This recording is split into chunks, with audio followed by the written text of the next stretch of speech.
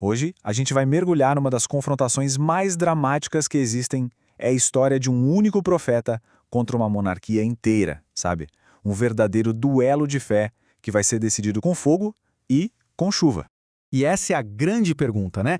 Como é que uma pessoa sozinha consegue peitar um reino inteiro? É isso que a gente vai explorar hoje, um momento da história em que coragem, fé e poder simplesmente colidiam de um jeito espetacular.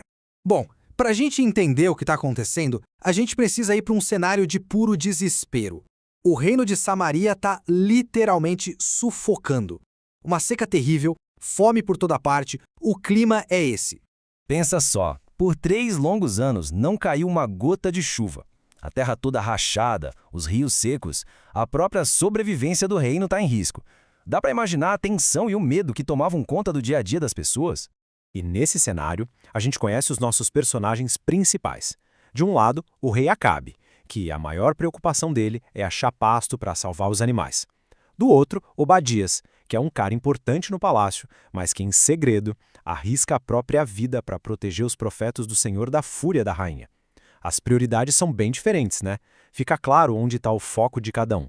E é bem no meio desse clima de caçada, de desespero, que o profeta mais procurado do reino, Elias, resolve que é hora de aparecer de novo. Imagina a cena, Obadias está lá cumprindo as ordens do rei e de repente ele dá de cara com o homem que o reino inteiro está caçando. O choque e o medo dele são quase palpáveis nessas palavras. E qual a resposta de Elias? Uma ordem. Direta, ousada. Ele não está mais se escondendo, pelo contrário, ele está forçando um encontro.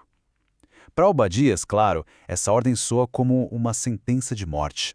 O pavor de Obadias é gigantesco e com toda a razão.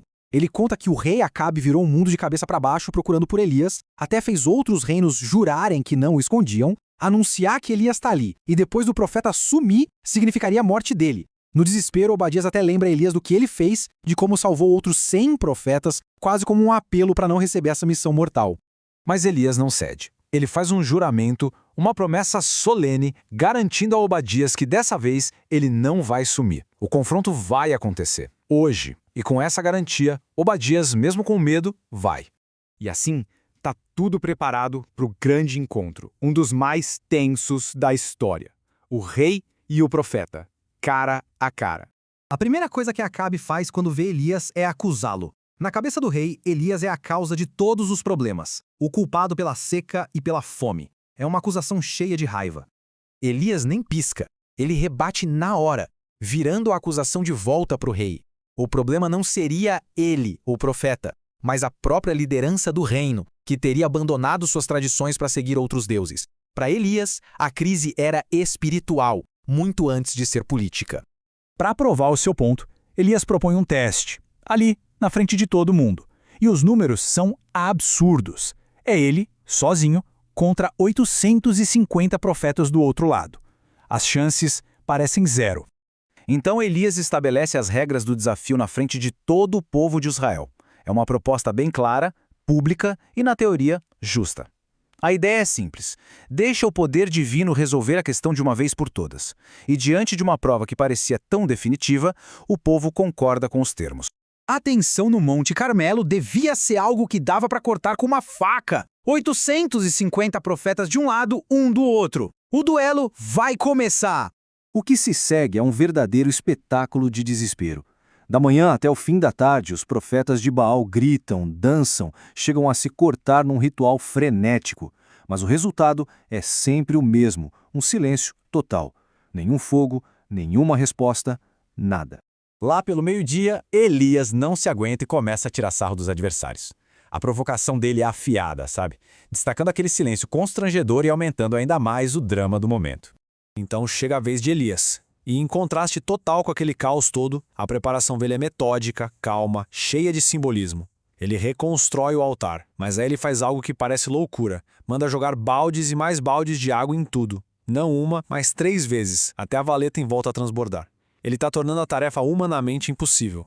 A oração dele não é um grito desesperado. É um pedido simples, direto e com um único foco: que Deus se manifeste para que todo o povo ali possa ver a verdade. E então, o silêncio é quebrado. Não por um barulho qualquer, mas por uma resposta que veio na hora e de forma avassaladora.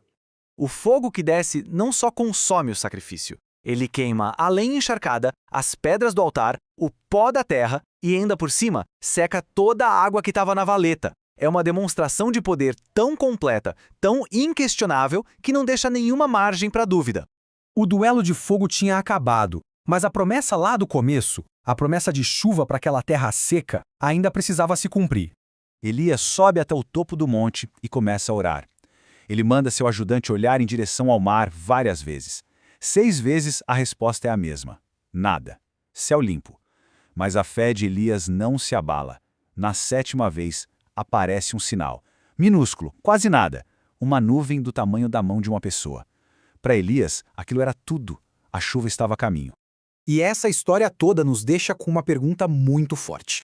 Seja num confronto direto contra um sistema inteiro, ou numa espera paciente por um pequeno sinal, o que essa narrativa nos mostra sobre convicção, sobre poder e sobre aqueles momentos que definem tudo. É algo para a gente pensar.